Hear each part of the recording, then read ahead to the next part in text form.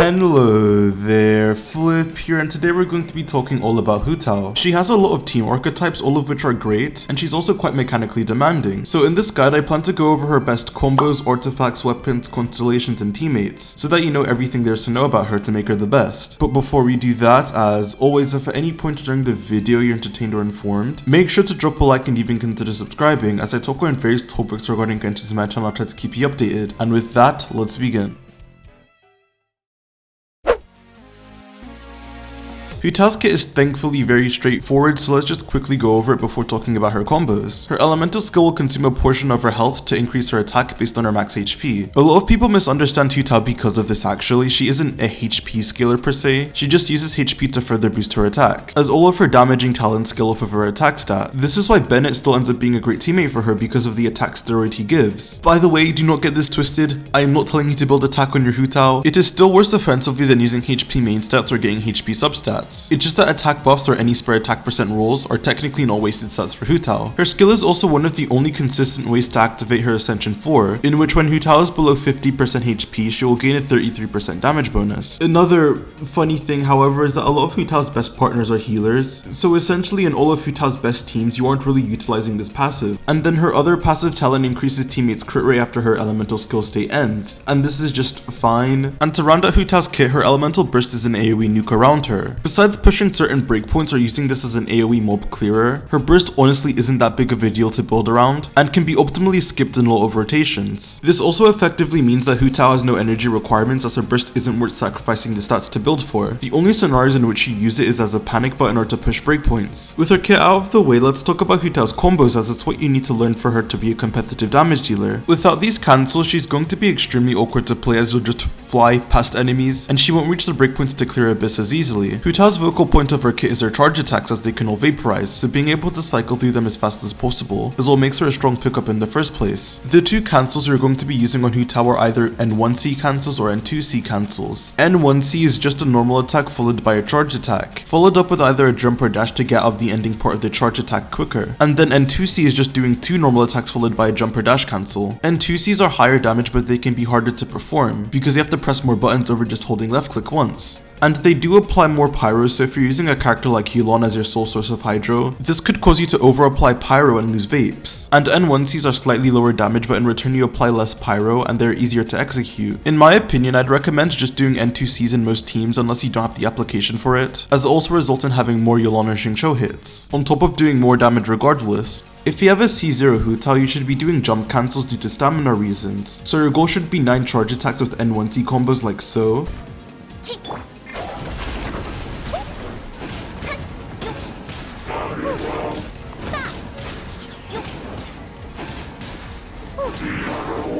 Or 8 charge attacks with N2C.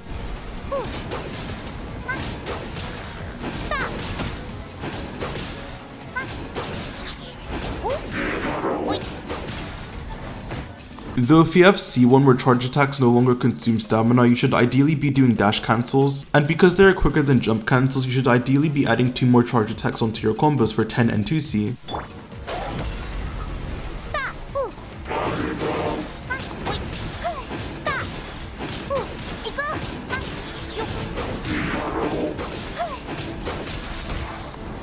The only awkward thing is that there's a dash cooldown, so with N1C combos you can no longer perform them without getting locked out of your dash every 2 charge attacks. So to prevent this, just jump after every 2 charge attacks, or just move to N2Cs. There are also unique combos for when you're playing with Xianyan on plunge teams, in which it's mostly the same principle. If you are playing Yelan and Furina, you should be doing 6 N1C JP. That was certainly a combination of letters. And if you're using Xingqiu, you should be doing 5 N2C JP. Now with that out of the way, let's talk about her artifacts now. For artifacts, TAO has 3 main options, but first, here are 2 artifact rankings I did for her. One comparing her on Furina Double Hydra and the other comparing her on Verdescent Vape. So obviously if Furina is on the team, I should say is just her best set, no questions asked, for a high amount of crit rate and some charge and normal attack bonuses. The only real caveat to this set is going to be the fact that if you're using a high crit rate weapon like Staff of Scarlet Sands, you may struggle with no overcapping, but besides that, it's definitely her preferred set on Furina teams. And when you aren't getting sucked by Furina, your choice is between Crimson and Shimenawa mainly. Shimenawa's is just better damage wise, even accounting for the fact that you don't use her burst burst, as the buffs it provides are just so strong. But like if you want to use Hu Tao's burst, they are so close damage wise to where it doesn't really matter that much. If you like having her burst, use Crimson, if not use Shimenawa, it's just that simple. For main stats, assuming you aren't pushing 500 EM including team buffs, then Elemental Mastery is going to be your best bet for a Sans, followed by HP percent and then attack percent. For Goblets, Pyro damage is always your best bet, even on double Hydra teams that give a lot of damage bonus, followed by HP percent and then EM. And then obviously use a crit circlet. Substat priority is going to be up on screen now, and with that covered, let's talk about her weapons now. The funny thing about Hu Tao is that we're 4 years into the game and she doesn't really have a staple free-to-play weapon option like other carries. Polar and damage dealers in general really don't have that great weapon options that aren't tied to the battle pass or gacha. Alas, here is her weapon rankings for both her Furina team and Viridescent team. Now to talk about some of her weapon options in more detail, the Pitchfork Staff of Homa is showing its age as a weapon. Hu Tao's best teams currently are either with Bennett, who's a healer, or with Furina, who incentivizes the use of healers. And because of that, you're never really low enough HP to where the passive can actually further boost Hu Tao, which means there are just some cases like Viridescent Vape where it's just outclassed by Ballad and Staff of the Scarlet Sands. It still is a good polearm in general as it's quite transferable, but just know that for Hu Tao specifically it isn't that much above her other options as of now. On that note, Ballad and Staff of Scarlet Sands are amazing weapons. If you are able to buy the Battle Pass, I'd strongly recommend picking this up for Hu Tao, and with a couple of refines it's on par with Homa while meeting all of your elemental mastery needs. And if you are really down in the trenches, your options are hoping you get enough Dragon's Bane refines for it to be competitive, or just putting on the white tassel. To be honest, not much to say about her weapons as they're quite straightforward. Let's just move on to her teams now.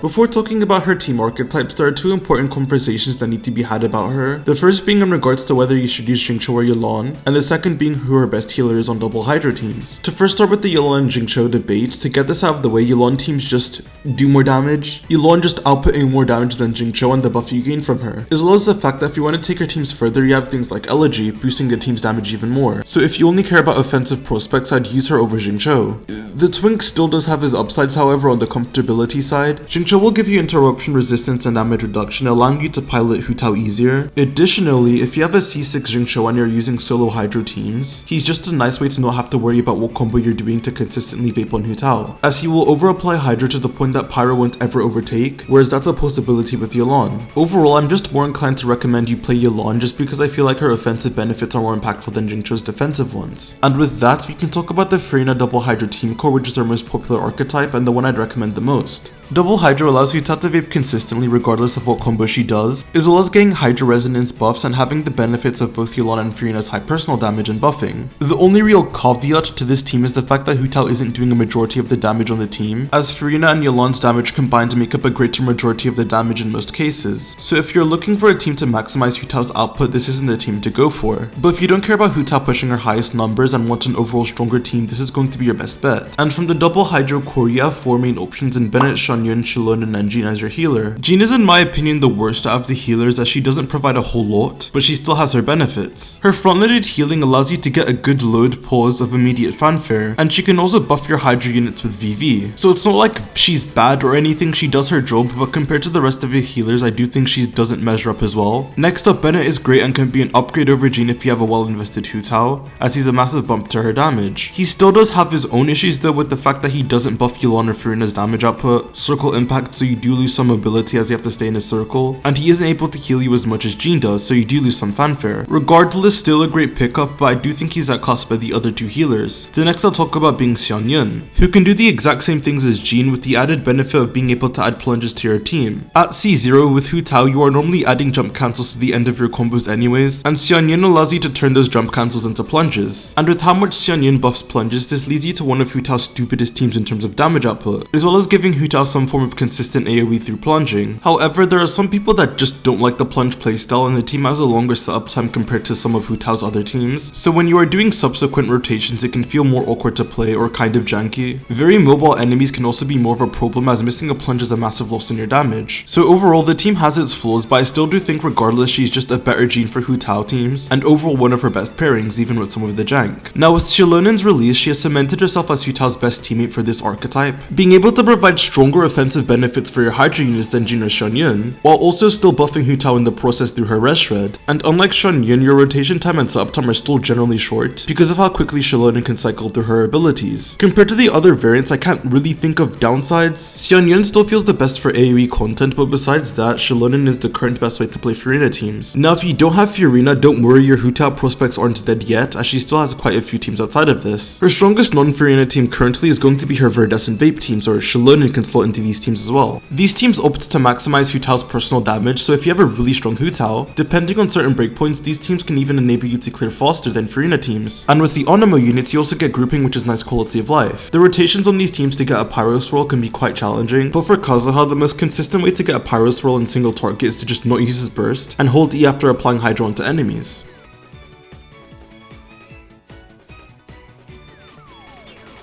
Or you can do the quick swap rotation like so.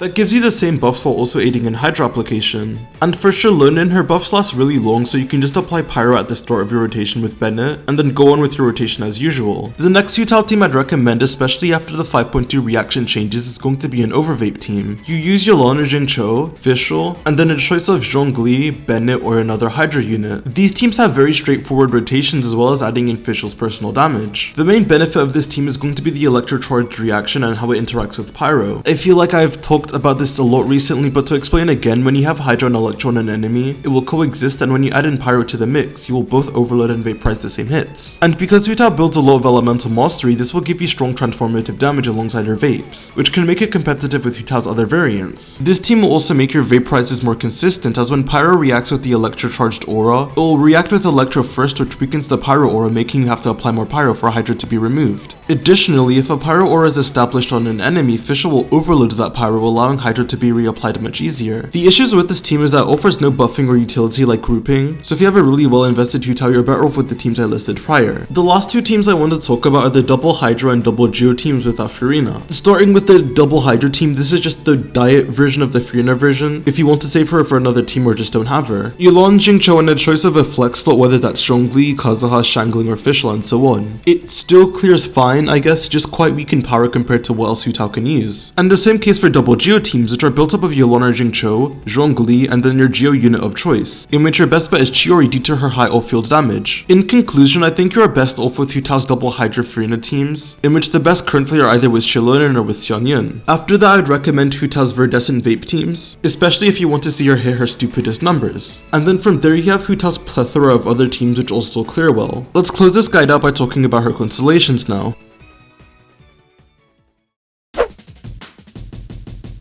Hu Tao has like one good constellation and the rest are pretty lackluster. Her first constellation is both amazing for her damage and playability. It makes it so that when she uses charge attacks, no stamina is consumed. This allows you to care less about stamina management and enables you to do dash cancels without running into stamina issues. And because dash cancels are just faster than jump cancels, you now get to add 1 or 2 more charge attacks to your rotation, resulting in a 24% damage increase. One thing to note is that this isn't a damage increase in the traditional sense. You do actually have to be pushing out harder combos to see the benefit, otherwise you may as well just stick to C0. And if you're playing Xianyun teams, you also don't really benefit much from her C1, in which it may be more worthwhile to just invest in your Hu Tao in other ways, like getting stuff of Homura Constellations on your 5-star supports. From there, Hu Tao has no more good constellations. Her C2 will increase the damage of her Blood Blossoms.